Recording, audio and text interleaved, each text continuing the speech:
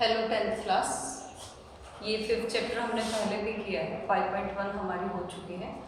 आज मैं 5.2 फिर से करवाने जा रही हूँ। उसको समझाने से पहले मैं थोड़ी सी इंट्रोडक्शन दे देती हूँ आप लोगों को। पहले भी आपने किया है 5.1 एक्सरसाइज जो है एपी है। AP means arithmetic progression. ये अर्थमेटिक प्रोग्रेशन होता क्या है वो एक बार मैं आपको बता दूँ। देखिए, एक होती है सीक्वेंस। सीक्वेंस क्या है?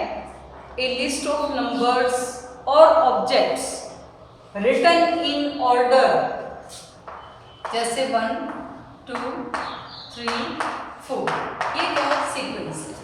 यहाँ पर मैंने कुछ नंबर्स को लिख दिया एक ऑर्डर में। अब मुझे पता चल जाएगा कि 4 के बाद 5 आएगा, 6 आएगा, 7 आएगा। इस तरह से ये एक सीक्वेंस है। या फिर मैं ये कहूँ कि एक उनके अंदर एक डेफिनेट रिलेशनशिप होता है, वो भी हम सीक्वेंस बोल सकते हैं। जैसे 1, उसके बाद मैं लिख देती हूँ 4, उसके बाद मैं लिख देती हूँ 9, उसके बाद 16। अब अगर हम थोड़ा सा सोचें तो ये देखिए 1 का स्क्वायर 1 होता है, 2 का square 4, 3 square 9, 4 square 16। Next number हमारा 5 स्क्वायर आ जाएगा यानी 25, then 6 square, 7 square up to infinity आप लोग लिख सकते हैं। तो ये क्या है? सीक्वेंस। एपी भी एक सीक्वेंस ही है। एपी में और सीक्वेंस में क्या फर्क है? एपी का जो मीनिंग है उसको आप एक छोटी सी बात अपने माइंड में रखेंगे कि एपी में जो 2 कंसेक्यूटिव टर्म्स हैं, कंसेक्यूटिव मीन्स एक के बाद अगली लगातार 2 टर्म्स हैं, वो कंसेक्यूटिव टर्म्स बोलेंगे। अगर उनका डिफरेंस सेम है तो हम उसको कहेंगे कि ये एपी है, अदरवाइज नहीं है। अब देखिए हमने 2 एग्जांपल लिए 1, 2, 3, 4। यहाँ पर मैंने देखा कि 2 में से मैं अगर 1 सब्ट्रैक्ट करती हूँ तो 1 आता है, 3 में से 2 सब्ट्रैक्ट किया तो भी 1 आया, 4 में से 3 सब्ट्रैक्ट किया तो भी 1 आया। इनका कॉमन डिफरेंस सभी का सेम है, कॉमन है, तो हम इसको कहेंगे कि ये एपी है। बट यहाँ देखिए जब मैंने 4 में से 1 लेस किया तो 3 आया मेरे पास, 9 में से 4 लेस किया तो 5 आया, 16 में से 9 लेस किया तो 7 आया। इस तरह से जो हम अलग अलग वैल्यूज अगर हम देखें कंसेक्यूटिव टर्म्स और उनका डिफरेंस तो मेरा अलग अलग आ रहा है, तो मैं ये कहूँगी it is not an AP. इसका मतलब क्या है? एपी वो एक सीक्वेंस है जिसमें कॉमन डिफरेंस सेम है, तो हम कहेंगे कि ये एपी है, अदरवाइज ये एपी नहीं है। अब देखिए एपी में मैंने कुछ टर्म्स बताई थी, एक एग्जांपल ले लेती हूँ। यही ले लो 2, 4, 6, 8 इस तरह से। अब देखिए ये एपी है क्योंकि यहाँ पर कॉमन डिफरेंस सेम है। और मैंने कुछ टर्म्स बताई, उसमें से ये जो फर्स्ट टर्म है इसको हम ए से डिनोट करते हैं। जो कॉमन डिफरेंस आया है इन सब का डिफरेंस, उसको हम बी से डिनोट करते हैं। 2, 2 का डिफरेंस है तो D2 आ जाएगा। उसके बाद हमें n की जरूरत होती है, नंबर ऑफ टर्म्स कितनी है, अप टू 10 टर्म्स हो सकती हैं, 20 टर्म्स हो सकती हैं। अप टू 20 टर्म्स अगर लिखा हो तो नंबर ऑफ टर्म्स हमारी 20 हो जाएंगी। उसके बाद मैंने एक फॉर्मूला बताया था आपको an का। an का मतलब है अगर हमें nth टर्म फाइंड करनी है, सपोज करो अगर मुझे 20th टर्म फाइंड करनी है, 30th करनी है, तो उसके लिए मैं 2, 2, 2 को ऐड नहीं करूंगी, काफी बड़ा हो जाएगा, वो हमारे लिए मुश्किल हो जाएगा। तो उसके लिए मैंने फॉर्मूला बताया था a + n - 1 × d। इस फॉर्मूले से हम कोई भी क्वेश्चन को सोल्व कर सकते हैं, कोई भी nth टर्म हम फाइंड कर सकते हैं। इस तरीके से अगर आप लोग करेंगे तो ये जो एक्सरसाइज 5.2 है उसमें यही मेथड हम अप्लाई करेंगे और इसी से क्वेश्चन करेंगे। मेरा फर्स्ट क्वेश्चन है, एक टेबल दे रखी है, उसमें कुछ वैल्यूज गिवन है। ये देखिए मैं एनसीईआरटी के लिए क्वेश्चन करवा रही हूँ, जिन बच्चों ने पहले नहीं किया है वो ध्यान से देख लेंगे। यहाँ ए है, D, N and A.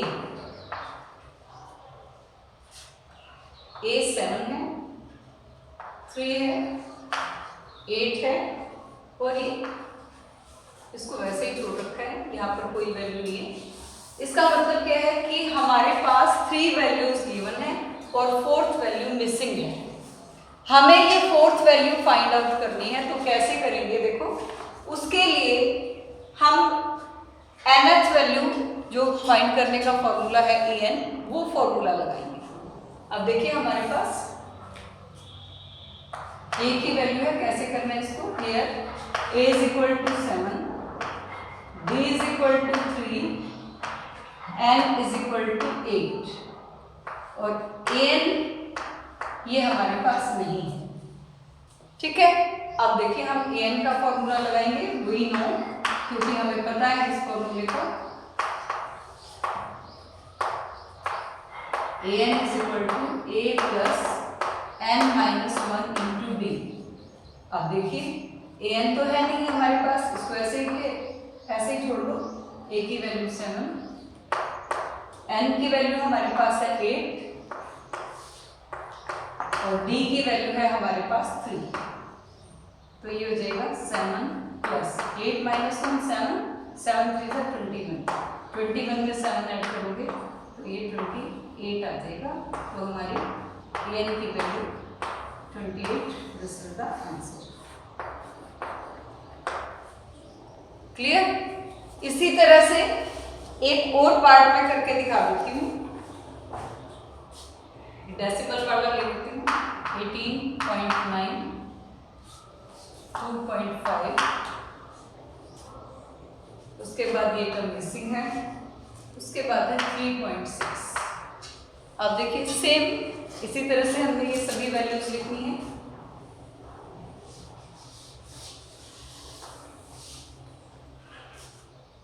a is equal to minus 18.9, b is equal to 2.5,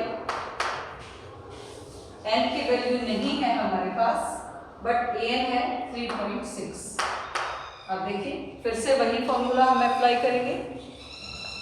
an के नीचे लिख दो 3.6 is equal to 18.9 plus n नहीं है, b 2.5।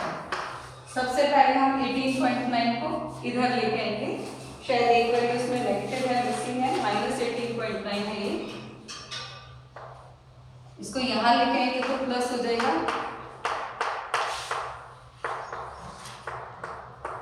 n minus 1 2.5। इनको ऐड कर दो,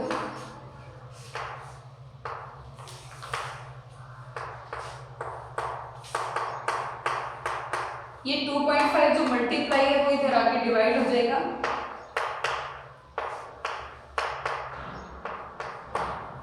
n माइनस 1 बचेगा। अब देखिए डेसिमल के बाद एक डिजिट है, इसमें भी डेसिमल के बाद एक डिजिट है, तो डेसिमल कैंसिल आउट हो जाएंगे। 25 9 सा माइनस 1 इधर आके प्लस हो जाएगा, तो n बच जाएगा 9 प्लस 1 10, हमारी n की वैल्यू हो जाएगी। तो इसी तरह से बाकी के सभी पार्ट्स हम कर सकते हैं। इसमें हमारे 5 पार्ट्स हैं, तो आप लोग बाकी के पार्ट्स भी इसी मेथड से करेंगे। ओके, नेक्स्ट क्वेश्चन है हमारा question number 2। Choose the correct answer. 30th term of AP is, हमारे पास 4 आंसर्स हैं और हमें बताना है इसमें से 30th टर्म कौन सी है। अब देखिए इसको कैसे करेंगे। मेरे पास एपी है, एपी गिवन है, इसमें 10 7 4। हमें बताना है 30th टर्म। अब 30th टर्म के लिए फिर से वही same system. Here a is equal to 10, d is equal to second term में से फर्स्ट टर्म माइनस कर दो। ये ध्यान रखना आपने, फर्स्ट में से सेकेंड को कभी माइनस नहीं करना, सेकेंड में से फर्स्ट को माइनस करना है, -3। और क्योंकि हमें 30th टर्म चाहिए n इज इक्वल टू 30। अब हमें a 30 चाहिए, an का फॉर्मूला लगा दो, a plus n minus 1 into D. a की वैल्यू क्या है 10, n है 30 -1 और d है -3। 10 प्लस 30 में से 1 लेस कर दो, 29 इंटू -3। 87 में से 10 माइनस करेंगे तो -77।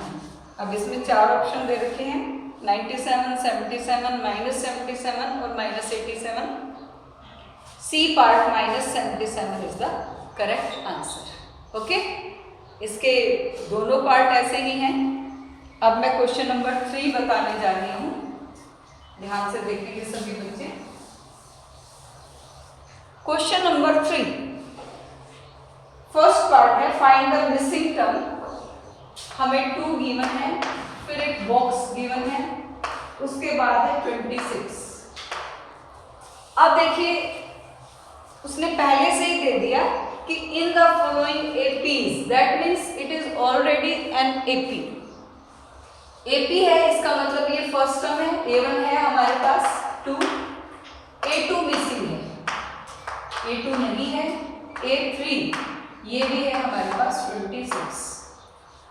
अब देखिए इसको कैसे करेंगे, ये मैं पहले आपको बता चुकी हूँ कि जो A3 है उसको हम A+2D लिख सकते हैं।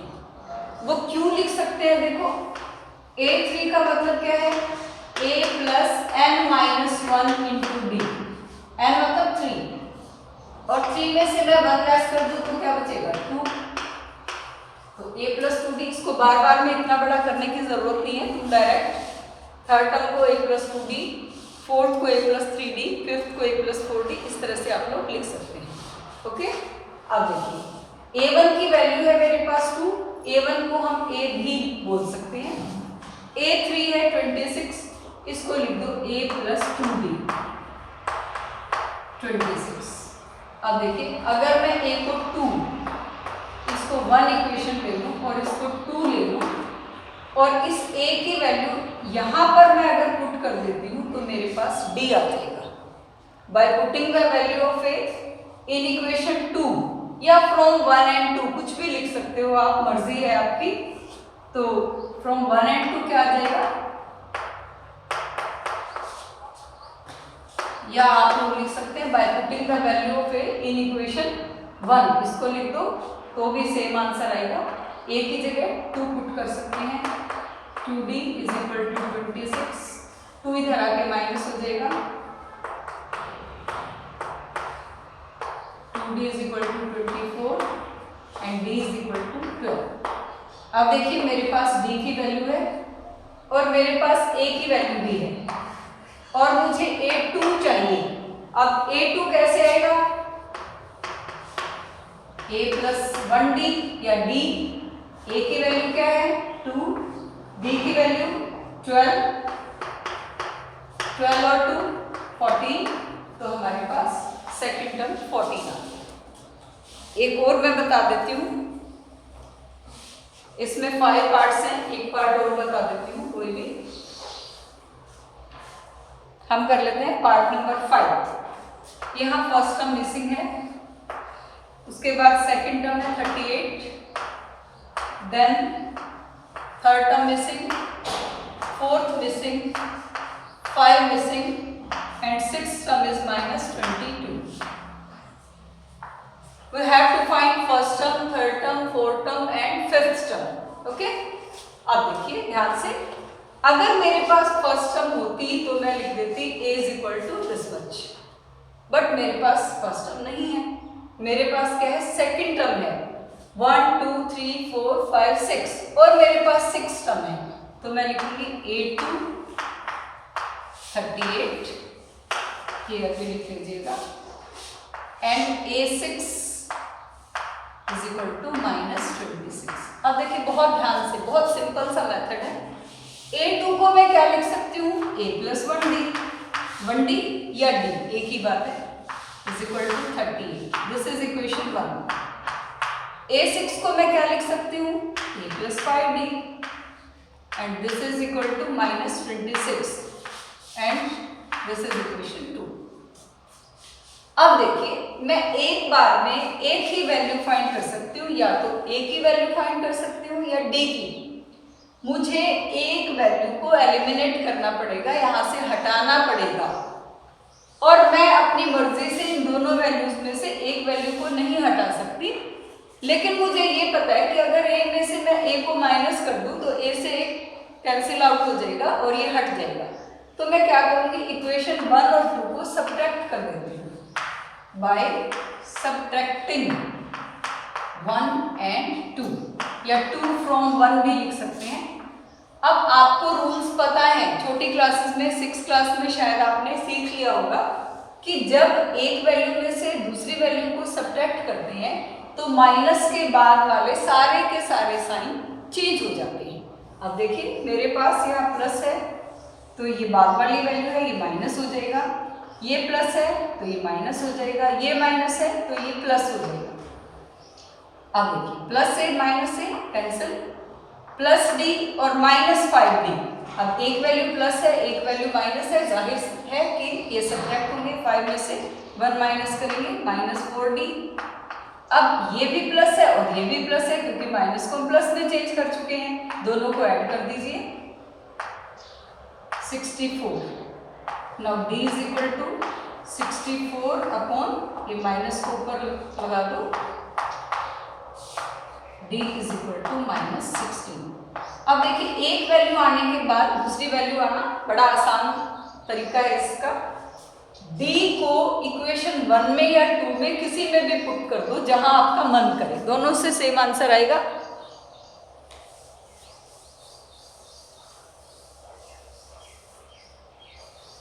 Bye putting the value of d in equation 1,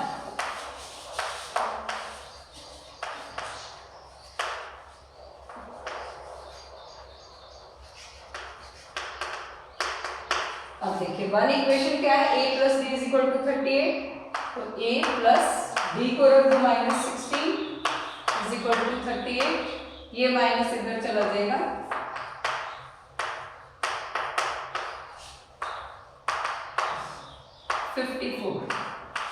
अब देखिए हमारे पास a की वैल्यू भी है और d की वैल्यू, इससे बाकी की सभी वैल्यू मैं फाइंड आउट कर सकती हूँ।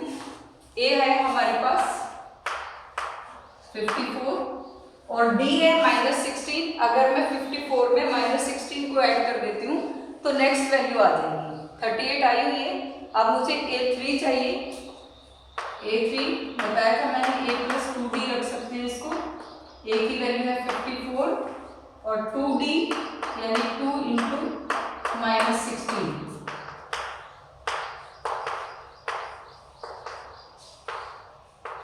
इसी तरह से a4 a plus 3d, a5 a plus 4d, ये बाकी की वैल्यूज भी आप लोग इसमें पुट करेंगे और आपका आंसर आ जाएगा। ठीक है, ये क्वेश्चन हमने कर लिए हैं आज, क्वेश्चन नंबर 1, 2 एंड 3। आप लोग ये सभी क्वेश्चंस करके देखेंगे, अगर कोई प्रॉब्लम है तो आप लोग पूछ लेंगे। क्वेश्चन नंबर 4, 5 भी इसी मेथड के हैं।